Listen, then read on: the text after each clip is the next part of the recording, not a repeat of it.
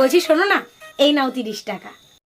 সামনে জগদ্ধাত্রী পুজো তো, আমি তোমার কাছে টাকা জমাবো। হ্যাঁ আচ্ছা 30 টাকা আছে, তোমার কাছে রেখে দাও। আচ্ছা ঠিক আছে। 30 টাকা আছে কিন্তু। আরে হ্যাঁ 30 টাকা। এই শোনো না, এ নাও 1000 টাকা।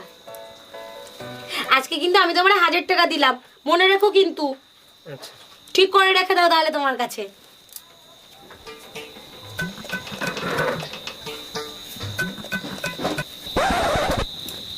দাও আমাকে 30,000 টাকাটা দাও। 30,000 টাকা?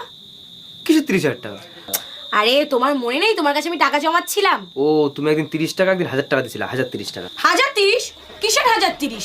তুমি কি কোনো হিসাব টিসাব জানো না নাকি? এই মাথাটা তোমার কোন অফিসে চাকরি দিছে? হ্যাঁ দাও আমার 30,000 টাকা দাও। আরে বাবা 30 টাকা আর 1000 টাকা। হ্যাঁ 30,000 টাকা দাও, আমার টাকাটা দাও। শোনো